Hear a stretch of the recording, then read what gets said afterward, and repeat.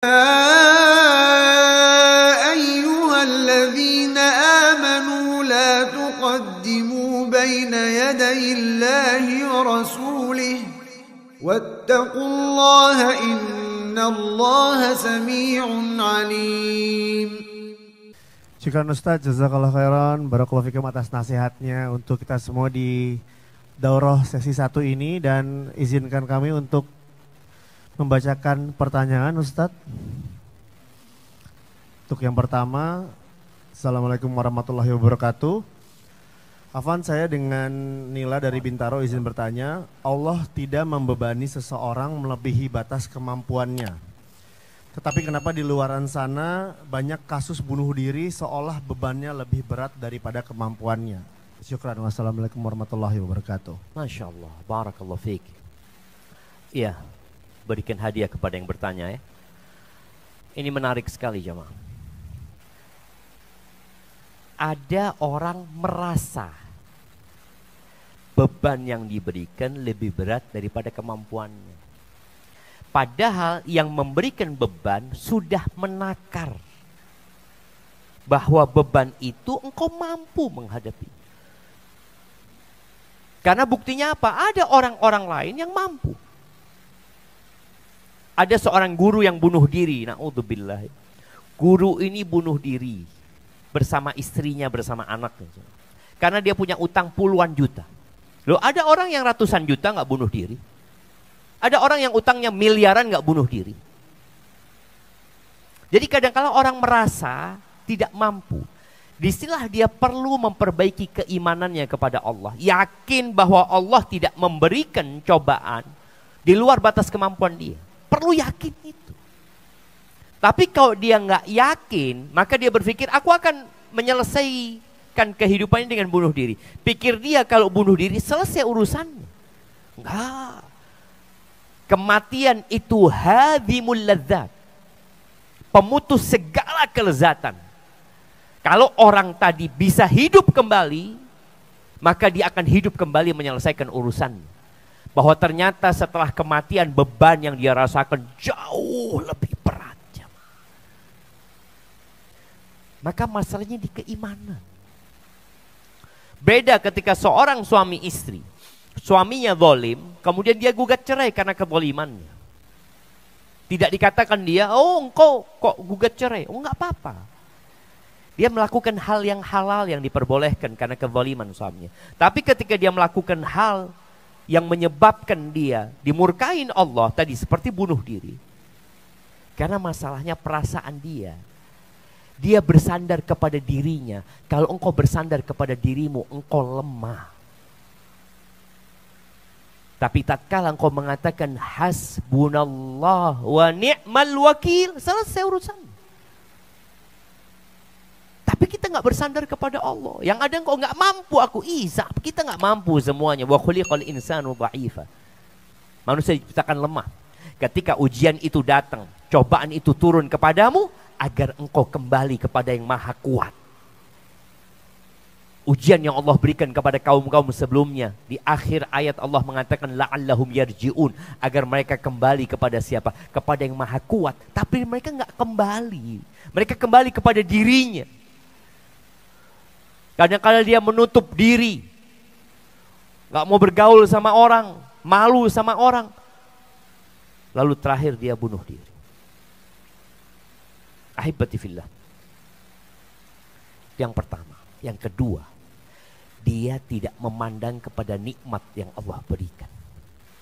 Dia hanya memandang kepada musibah yang menimpa dia. Ketika seorang dipenjara karena kasus hutang. Dia punya hutang kalau nggak salah sekitar 900.000 real. Ya kira-kira 2,7 M. Dia dipenjara. Dan ternyata dia mau bunuh diri. Ketahuan dia mau bunuh diri. Tapi selamat. Ada datang seorang syekh kepada dia. Mengatakan kepada dia. Apa kasusmu? Dia cerita gini punya utang macam-macam. Ya. Oke, aman sudah. Utangmu anggap lunas. Loh benar syekh? Iya. Tapi ada syaratnya. Loh apa syaratnya syekh? Dia mau dilunasin. Dia pikir syekh ini akan melunasin utang dia. Syaratnya aku minta 2 matamu. Aku hargai 2 matamu itu ya 500.000 real. Aku minta jantungmu.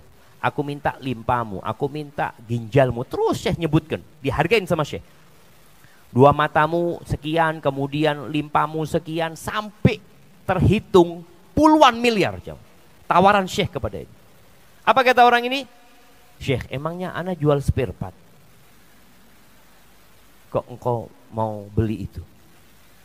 Syekh mengatakan, kau lihat, engkau memiliki yang lebih banyak daripada utangmu. Utangmu cuma anggap ya 10 miliar. Sedangkan yang engkau miliki lebih dari itu. Engkau mau bunuh diri. Ketika engkau bunuh diri, engkau mau hilangkan semua yang ada pada dirimu. Disinilah orang itu tidak melihat kepada nikmat. Kemudian dia merasa dia orang paling susah. Itu yang kedua. Yang ketiga, yang menyebabkan orang ini tadi merasa dibebani dengan sesuatu yang dia tidak mampu menghadapinya. Engkau lihat orang yang lebih susah dari dirimu. Kadang-kadang yang mengatakan, Ustaz, anak punya anak satu autis, Ustaz, ini itu macam-macam. Engkau lihat ada anaknya yang 5-5-nya autis. Engkau cuma nggak melihat ke sana. Engkau ngelihat kepada yang anaknya sehat. Ana kemarin bawa istri Ana, bawa anak-anak, sengaja Ana bawa. Ana ngomong sama kawan, Ana mau bawa istri sama anak-anak. Siap.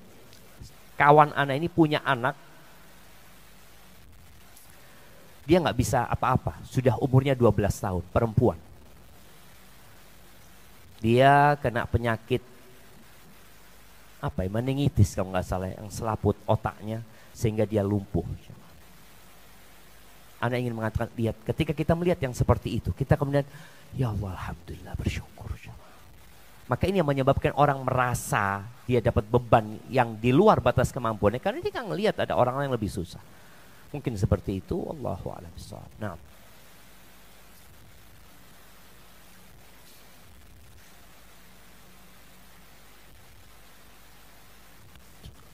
Baik Ustaz, syukran atas jawabannya. Untuk pertanyaan kedua, seorang istri sudah berusaha baik, lemah lembut, dan juga tapi suami selalu kasar, cuek dengan keluarga dan agamanya kurang. Apakah sikap istri yang harus dilakukan, Ustaz? Ya sabar. Mau diapain? Yang jelas itu pilihanmu. Di sini orang kadang-kala jamaah lupa. Boleh jadi suaminya itu sebagai penghapus dosa-dosa dia. Suaminya itu sebagai pengangkat derajat dia. Karena kita tahu semua musibah itu ada hikmah di balik itu semua. Baik, ketika seorang istri mendapatkan ujian yang ujiannya adalah suaminya, maka berimanlah kepada Allah Azza wa Jal bahwa yang terjadi sudah ditakdirkan Allah 50.000 tahun sebelum penciptaan langit dan bumi. Yang kedua, kalau di situ ada unsur engkau yang memilih, engkau yang milih, engkau yang mau sama dia. Kenapa engkau mau sama dia? Mungkin engkau mau sama hartanya, engkau mungkin mau dengan ketampanannya. Ada orang-orang yang menerima laki-laki bukan karena agama dan akhlaknya. Maka engkau telah menyelisihi arahan Rasulullah Sallallahu Alaihi Wasallam. Tugasmu memperbanyak istighfar, mohon ampun sama Allah Azza wa Jalla. Yang ketiga, apakah mungkin suamimu berubah? Mungkin berubah. Ya, bagaimana cerita seorang syekh, ada seorang wanita yang dia sudah menikah belasan tahun ya. Perempuan ini mengatakan, aku bersabar katanya menghadapi suamiku 6 tahun. 6 tahun suaminya suka marah-marah, ini itu macam-macam. Tapi subhanallah kata perempuan ini, setiap aku ditanya sama orang, gimana keluargamu, gimana suamimu, selalu aku katakan baik suamiku, baik. Dibandingkan dengan suaminya orang lain yang gak baik. Artinya masih ada baiknya suami. Di sini memandang kepada kebaikan suami. Dan terus dia pandang. Setelah 6 tahun kesabaran dia, dengan dia beristighfar, dengan dia bersyukur, memohon kepada Allah Azza wa Jalla tidak berhenti, suaminya berubah. Kalau nggak salah 18 tahun itu pernikahannya. 12 tahun suamiku itu seperti cincin di tanganku. Kapan aku akan melepas, kapan aku memasangnya. Suaminya jadi baik sekali. Maka nasihat ana, jangan berhenti berbuat baik kepada suamimu. Jangan berhenti bersyukur kepada Allah atas nikmat yang Allah berikan. Dan jangan berhenti melihat kepada kelebihan suami. Karena yang disebutkan tadi apa? Kasar, cuek, agamanya kurang, tapi fulusnya royal Ustaz. Enggak disebutin sama dia. Ada yang kayak gitu, jadi yang dilihat kekurangannya. Maka lihat kepada kelebihannya. Sambil didoakan, dan insya Allah tidak ada yang mustahil buat Allah Azza wa Jalla. Barakallahu fiik. Nah. Baik Ustaz, untuk pertanyaan terakhir Ustaz, untuk menutup sesi pertama. Assalamualaikum Ustaz Syafiq, Ana Umu Abdurrahman, Ririn dari Depok. Izin bertanya Ustaz, bagaimana trik dan tips bagi ibu-ibu yang punya anak banyak? Kebetulan anak saya ada 5 dan usia berdekatan. Yang paling besar 14 tahun, 10 tahun, 8 tahun, 4 tahun, dan 2 tahun.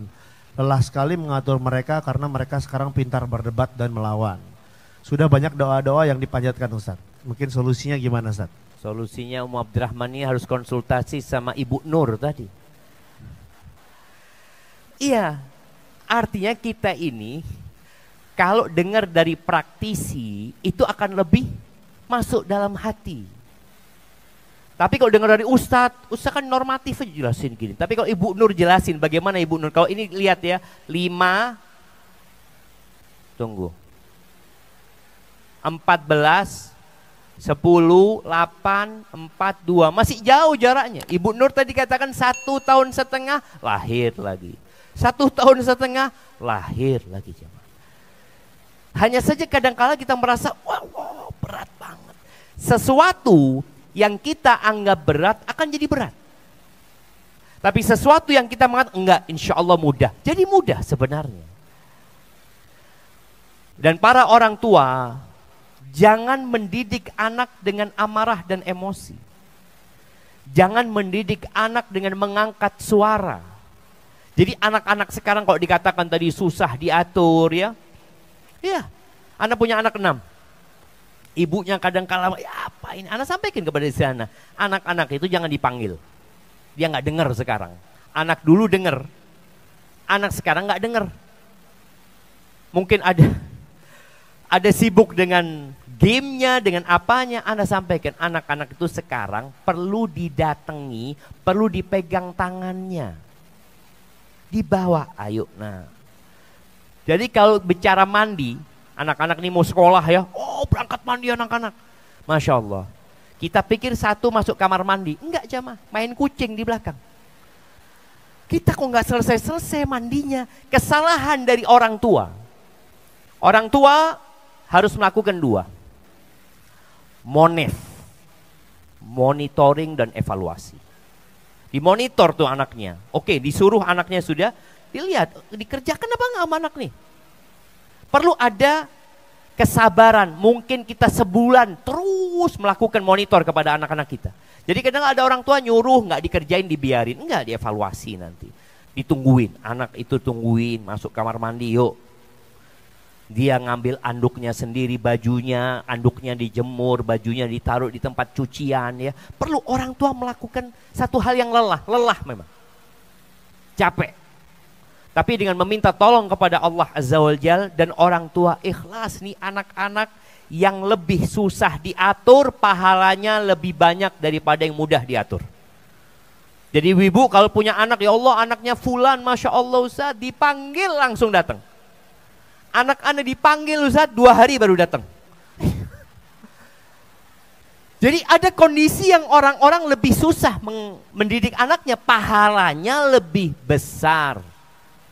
Tadi yang punya anak 1 sama yang punya anak 9, beda pahalanya. Yang punya anak 5 dengan yang punya anak 3 beda. Karena Rasulullah SAW mengatakan kepada Aisyah radhiyallahu anha, ajruki ala qadri nasabiki wa nafaqatiki. Pahalamu, ganjaranmu itu setara dengan kadar kelelahanmu capekmu. Dan setara dengan nafkah yang dikeluarkan, biaya yang dikeluarkan. Jadi bagi yang punya anak mungkin punya kebutuhan khusus dia. Engkau harus tahu, berbeda pahala yang Allah berikan kepadamu dengan orang yang anaknya normal. Tadi dikatakan yang berdekatan, enggak berdekatan nih. Kalau dikatakan umurnya ada yang 14, ada yang 10, jauh. Cuma orang tua memang nasihat anak nih buat yang mau punya anak lagi atau yang baru nikah, tolong anak pertama dan kedua ini harus benar-benar dididik dengan capek dan lelah. Insya Allah yang selanjutnya itu lebih mudah. Tapi kalau orang tua dulu anak pertamanya nggak dididik dengan benar, dia akan capek, terus capek. Karena adik-adiknya akan nyontoh siapa? Kakaknya. Oh kakak kayak gitu, kakak kayak gitu. Dan berdoa buat anak-anak jangan pernah berhenti. Baca doa, Rabbi junubni wa baniya an na'budal asnam. Ya Allah, hindarkan aku dan anak keturunanku dari menyembah berhala-berhala. Rabbi ja'alni muqimas salah wa min dzurriyyati. Jadikan aku orang yang mendirikan salat dan dari anak keturunanku nih, salat. Allah mengatakan tentang mendidik anak-anak keluarga salat itu, wa'mur ahlaka bis salati wastabir 'alaiha. Suruh keluargamu salat dan sabarlah engkau. Istobir ini nggak sama dengan isbir. Istobir ini sabar plus, sabar ekstra untuk menyuruh mereka sholat. Ya, memang kita semua merasakan ya. Cuma kita lupa dulu orang tua kita didik kita juga sama. Sebagian orang tua berpikir kalau anaknya masuk pesantren selesai sudah subuh langsung ke masjid, nggak ada, dibangunin tuh anak-anak tetap. Kenapa? Di pesantren juga dibangunin dia. Bukan di pesantren anak langsung bangun, enggak, pulang juga dibangunin anak-anak sholat. Dibangunin. Gimana bayangin ya, ketika membangunkan anaknya tadi 9. Bangunkan yang ini bangun, berangkat ke kamar sebelah, yang ini tidur lagi. Berangkat terus, jemaah. Mulai lagi ke 9, masih di kamar semua jemaah. Wastabir 'alaiha, sabar. Jadi insya Allah dengan berharap pahala dan bersabar, kedudukan yang tinggi di sisi Allah itu akan diraih. Jadi dengan ketakwaan, bisabri wal yakin, dengan kesabaran dan keyakinan, tunalul imamatu fiddin. Kepemimpinan dalam agama itu akan diraih. Sedangkan doa kita, Rabbana hablana min azwajina wa dzurriyyatina qurrata a'yun waj'alna lil muttaqina imama. Kita ingin jadi imam buat orang-orang yang bertakwa. Gimana caranya? Dengan kesabaran dan keyakinan. Barakallahu fiik, itu mungkin